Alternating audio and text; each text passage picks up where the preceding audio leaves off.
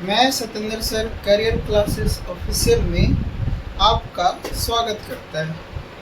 आज हम लोग जानेंगे चला कि मैट्रिक का और इंटर का सेंटअप एग्ज़ाम 11 नवंबर से चालू होने जा रहा है। 11 नवंबर से। अब सवाल आता है, ये इसका लेक्चर हम कल बना दिए थे, जाइए पिछला वीडियो में होगा। अब हम लोग सेंटअप परीक्षा देना जरूरी है। सेंटअप परीक्षा देना जरूरी है सर। मंथली एग्जाम होता था तो नहीं देवे जाते थे, तो सर फिर भी दिक्कत नहीं होता था। सेंटअप एग्जाम देना जरूरी है सर। सेंटअप एग्जाम देना जरूरी भी है और एग्ज़ाम पास होना भी ज़रूरी है। बस सर एग्ज़ाम पास कैसे होने तो हम पढ़ ही नहीं रहे थे, अब सोच रहे हैं पढ़े ला, इन्हें सेंटअप आ गया। तो अब टेंशन लेने का नहीं है। कम से कम सेंटअप एग्ज़ाम देने ज़रूर जाइए, आपका अटेंडेंस बन जाएगा। ये स्कूल आपका रिज़ल्ट भी बना देगा, वो रिज़ल्ट बना के ही भेज देगा। सेंटअप एग्ज़ाम देना क्यों ज़रूरी है? आप इतना कॉन्फिडेंस से क्यों कह रहे हैं? सेंटअप एग्ज़ाम देना क्यों ज़रूरी है? हम इतना कॉन्फिडेंस से क्यों कहते हैं कि देना ज़रूरी है चला? क्यों? तो देखिए, लगभग हम 7-8 साल से टीचिंग लाइन में है, तो उसमें हमने अनुभव किया कि कुछ ऐसे बच्चे थे जिनका पता चला कि स्कूल में एडमिट कार्ड ही नहीं आया। तो हम पूछे कि आपका एडमिट कार्ड क्यों नहीं आया? फॉर्म भरे थे? तो बोला हाँ सर, फॉर्म भर दिए थे। हम बोले कॉलेज तब तो एडमिट कार्ड आना चाहिए, फॉर्म भर दिए हैं तो एडमिट कार्ड तो आना चाहिए। तो बच्चा जब स्कूल गया तो बोला टीचर कि आप फॉर्म भरने के बाद कहाँ थे? तो हम चल गए थे गांव, वो चल गया था नानी घर, किसी को स्कूल से मतलब ही नहीं था। तो सर इसीलिए मेरा सेंटअप परीक्षा छूट गया था। तो बल सेंटअप परीक्षा छूट गया तो इसीलिए आपका एडमिट कार्ड नहीं आया। तो बहुत ऐसे हमने स्टूडेंट देखा खुद अपनी आंखों से कि जिनका सेंटअप एग्ज़ाम छूट जाने के बाद एडमिट कार्ड स्कूल उसको दिया ही नहीं, आया ही नहीं बन के, क्योंकि वहाँ पे अब्सेंट हो जाता है। तो वही रिकॉर्ड फिर डीएम ऑफिस के पास जाती है, डीएम ऑफिस उसको बिहार सरकार के पास भेज देती है। तो मतलब सेंटअप एग्ज़ाम देना इसलिए ज़रूरी है क्योंकि सेंटअप नहीं दीजिएगा तो हो सकता है कि आपका एडमिट कार्ड रोक दे। तो सेंटअप एग्ज़ाम देना चला ज़रूरी है। पास हो या नहीं हो वो अलग मैटर है, लेकिन सेंटअप परीक्षा देने सब बच्चे ज़रूर जाइएगा, वो आपको पास बोर्ड कर देगा, उसका टेंशन नहीं लेना है।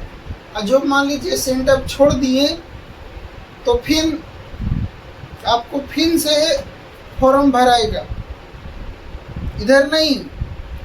जब मैट्रिक का रिजल्ट निकलेगा, यानी मार्च में मैट्रिक का रिजल्ट निकलेगा, तो अप्रैल में फिर से जो बच्चे फेल हो जाते हैं एक सब्जेक्ट में, 2 सब्जेक्ट में, या किसी का परीक्षा छूट जाता है, तो उसको समय बचाने के लिए बिहार सरकार फिर से लेती है परीक्षा, जिसको हम लोग बोलते हैं कंपार्टमेंटल एग्जाम। तब आप फिर ना वो एग्ज़ाम में आप फिर बैठिएगा, फिर से फॉर्म भराए लगेगा। तो इससे अच्छा है कि हम इतना लेट क्यों करें, हम सेंटअप एग्ज़ाम नहीं छोड़ेंगे और बस खाली एग्ज़ाम में बैठना है आपको। अब सेंटअप एग्ज़ाम कब कब है, तो देखिए इंटर का जो सेंटअप एग्ज़ाम है 11 नवंबर से चालू है। अब जिनका आईएससी, यहाँ पर विषय हम इसलिए नहीं लिखे क्योंकि इतना सारा विषय है कि लिखना संभव ही नहीं था बोर्ड पे। तो स्क्रीन पे एक आएगा, उससे देख लीजिएगा कौन आपका सब्जेक्ट है।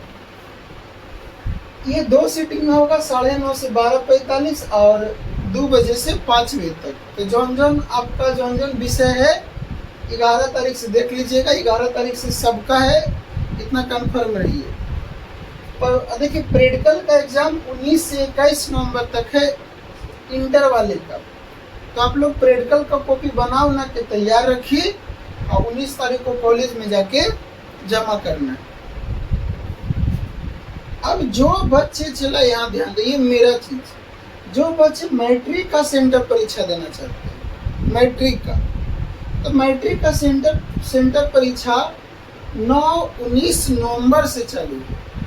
19 नवंबर से, तो 19 नवंबर से जब चालू है तो उस दिन आपका हिंदी है, पहला सीटिंग में हिंदी और दूसरा सीटिंग में संस्कृत। अब जो बच्चे जैसे नॉन हिंदी वाले होंगे तो हो सकता है इसकी जगह पे उन लोग का उर्दू हो जाए और इसकी जगह पे नॉन हिंदी हो जाए।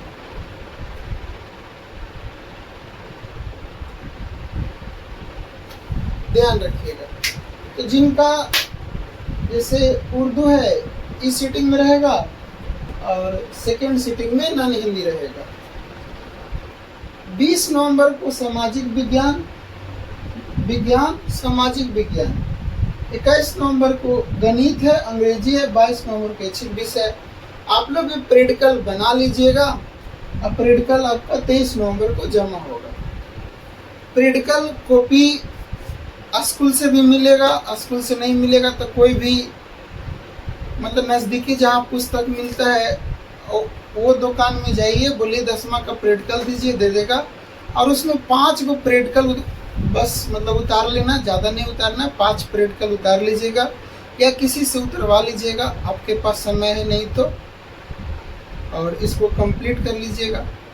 तो सेंटअप एग्ज़ाम चला आपके पास 23 नवंबर को ख़त्म होता है और उसके बाद आपको समय बचता है चला 7 दिन इधर और 31 दिसंबर उधर, यानी 38 दिन इस साल का बचता है।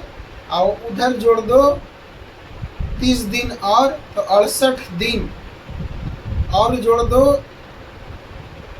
15 दिन और, तो 68 और कितना 15, तो आपका हो गया 83 दिन परीक्षा में बच रहा है। सोचो, यानी सेंटअप परीक्षा के बाद जो विद्यार्थी तैयारी करे सोचेगा तो उसका परीक्षा में अब 83 दिन बचेगा। मैट्रिक वाले के लिए कह रहे हैं। तो यानी तैयारी भी अब आप लोग को बड़ा अच्छे ढंग से करना है। हमने पिछला लेक्चर में एक बताया कि मैट्रिक का कौन सिलेबस, हिंदी, संस्कृत, सामाजिक विज्ञान, मैथ, साइंस का तैयारी कैसे करें, तो उसको आप लोग देखिए, आपको पैटर्न पता चल जाएगा कि कैसे कैसे एग्ज़ाम में आता है और कैसे कैसे हमको तैयारी करना है। लेकिन फिर भी देखो सेंटअप एग्ज़ाम तो चोरी वोरी करके पास हो जाते हैं बच्चे, उतना सीरियस नहीं लेते हैं सेंटअप एग्ज़ाम को। लेकिन बोर्ड एग्ज़ाम तो भाई उसको तो सीरियस लेना ही पड़ता है।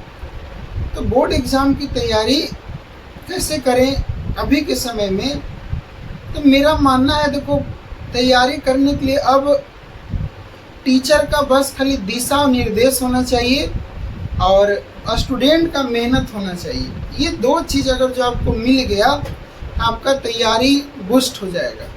पता चला कि आप अपने से सोचे कि लाओ हम घरे अपने से कर लेंगे, तो हमको पढ़ना था एक दिन में 6 घंटा, हम पर प्रेशर है नहीं, तो हम एक ही चीज़ में लगल हैं, तो लगल है दिन भर बिता दिए। फिर सोचे अगला दिन अच्छा सब चीज़ पढ़ेंगे, तो फिर नहीं पढ़ पाए।